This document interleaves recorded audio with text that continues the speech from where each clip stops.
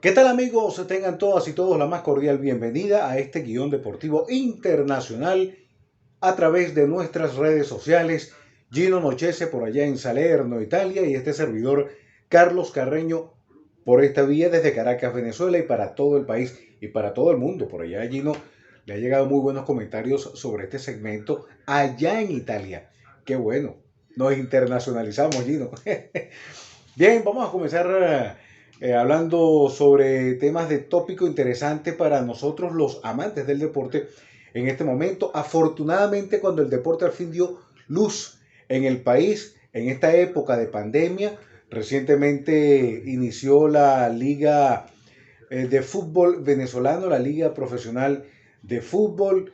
Hace una semana inició el 31 de octubre la Superliga de Baloncesto bajo la modalidad de la burbuja, como en la NBA, pero en esta oportunidad fue aquí la Superliga en la Asunción Margarita, y también allí están concentrados todos los equipos, 13 equipos en total en esta Superliga de baloncesto, y que también tiene un accionar bien interesante, siguiendo las medidas biosanitarias ciertamente, pero bueno, hace falta la actividad constante en todas las naciones, y esto es otra información positiva que en Venezuela se haya reiniciado el deporte. Por ahora, sin público. Recientemente el presidente Nicolás Maduro anunció la apertura de la campaña 2020-2021 para nuestro béisbol profesional el 15 de noviembre.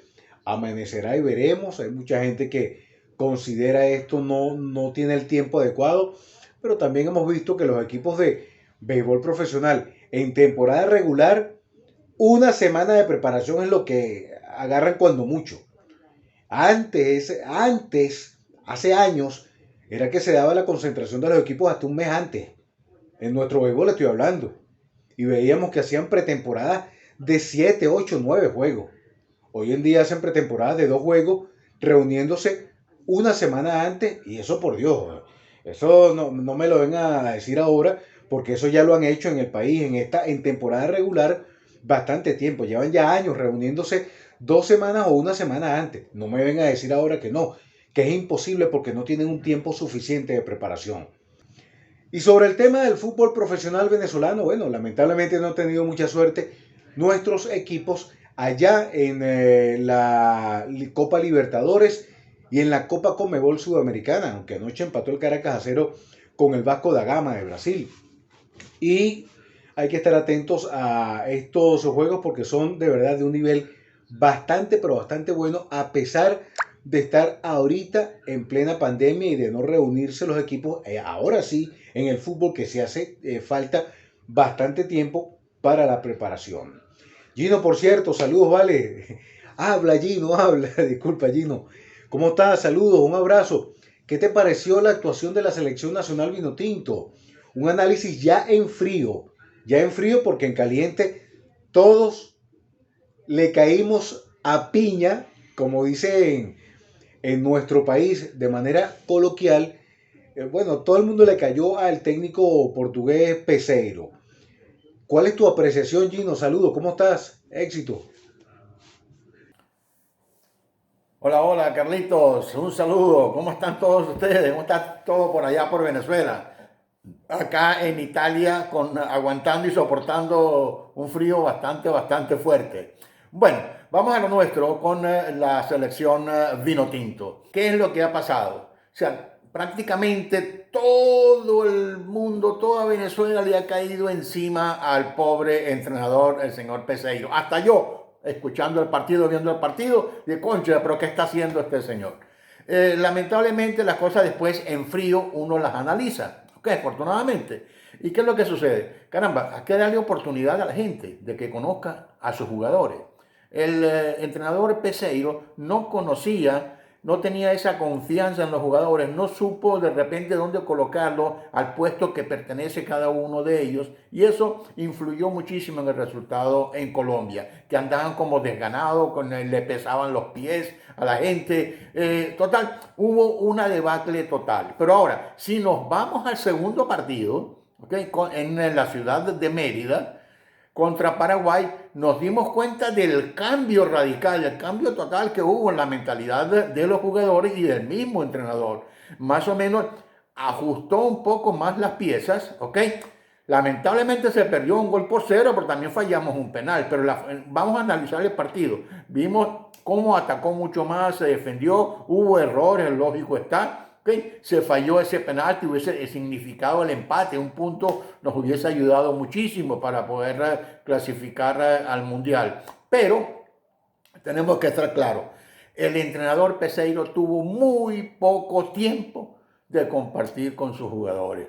Recordemos una cuestión, de que los jugadores rinden en sus respectivos equipos non plus ultra, al máximo. ¿Pero por qué? Porque rinden en sus equipos. Porque están entrenando todos los días con sus compañeros. Tienen el mismo entrenador. O sea, llevan una rutina que lógico está, hace que saberse colocar en el sitio adecuado, a saber dar el pase adecuado, todas las cosas en forma adecuada, pero después cuando llegan a la selección y el entrenador tiene apenas 2, 3 días para estar con ellos, caramba, y son jugadores con una mentalidad, uno viene de China, otro viene de Europa, otro viene de Estados Unidos, otro viene de otra parte, tienes que acoplarlo, tienes que mentalizarlo, y ha sido muy corto el tiempo. Y recordemos que Peseiro agarró la selección hace muy poco tiempo, la tiene hace más de un año, pero ¿cuándo pudo reunir a los jugadores? Nada más un par de días antes de enfrentarse a Colombia y a Paraguay en la ciudad de Mérida. Vamos a darle oportunidad, vamos a darle chance. ¿Okay? No nos desesperemos, las cosas se pueden arreglar. Brasil, tenemos que ir para Brasil, ¿ok? A jugar allá. No es fácil, epa. Ojalá y podamos rajuñar un empate. Pero aquí en Venezuela, que el partido ha sido cambiado para el estadio universitario, ya no va a ser en Mérida, va a ser en el universitario de Caracas, ¿okay? Ahí sí tiene que poner las castañas a cocer. Ahí sí tiene que darle duro porque Chile no se puede ir con ningún punto de Venezuela. Tiene que ganar Sí, los 3 puntos, es ganar y ganar. claro. Eso es lo que tiene que hacer la selección de Claro, Venezuela Gino, lo que pasa es que, en esta segunda fecha ajá, del Mundial de Fútbol a Qatar. cierto, cierto, es cuestión de asumir todo esto. Pasa que también hay que tomar en cuenta el tema de la pandemia. Ciertamente hubo la posibilidad de reunirse con cierta anticipación, pero es que esta pandemia no lo permitió. Incluso en pandemia los grandes equipos se han reunido cuando mucho. Yo creo que fue Bolivia la selección que mayor tiempo tuvo de reunirse en esta época post-pandemia. Creo que tuvo un mes reunido, un mes de anticipación. Farías, y ya Farías como que no está definitivamente con la selección de Bolivia. Entonces, lamentable información, por cierto. Entonces hay que sopesar también el tema de ver si es factible, Gino, el público en los estadios. Porque no es menos cierto que vaya que hace falta la fanaticada en cada evento deportivo, porque esto le da un aliciente a los atletas y más del nivel competitivo que tienen nuestros atletas hoy en día. ¿Cuánto hubiese cambiado la historia si en ese partido contra Paraguay, aquí en Caracas, las tribunas hubiesen estado repletas del tricolor nacional con los fanáticos? ¿No crees tú cuánta falta hace el público en nuestros estadios? Yo creo que ha sido atinada. La veo todavía con reserva. Sin embargo, es atinada la propuesta de traer bajo un aforo limitado el público a nuestros estadios, Gino. Ciertamente la experiencia en Europa habla de lo contrario, pero son situaciones diferentes. No sé qué te parezca a ti al respecto. Yo pienso que sí sería factible con un aforo limitado y bajo estrictas medidas de bioseguridad atraer Caramba, al me vas a público en los disculpar, estadios, yo Gino. discrepo un poquito de tu opinión, ¿ok? El problema que estamos viviendo con este bendito coronavirus nos hace pensar de que el deporte va a ser muy, pero muy afectado. Y hacer eso que tú estás comentando en un espacio cerrado, en una, ¿cómo te digo? En un deporte de contacto como es este, Cónchale, la verdad es que es bastante riesgoso. Recordemos que los atletas no es que son unos superhombres, ellos también se contagian, ¿ok? Ellos también se contagian de este bendito coronavirus que nos está matando a todos acá poco a poco, como dice el dicho. Y mira, yo preferiría, por eso que dije que discrepaba un poquito de tu opinión, preferiría que eso no se hiciera por los momentos. Aquí en Italia la cosa está grave, ¿ok? Ya aquí se ha decretado prácticamente otro lockdown. Aquí ya a las 6 de la tarde cierran todo, hay un toque de queda a las 6 de la tarde.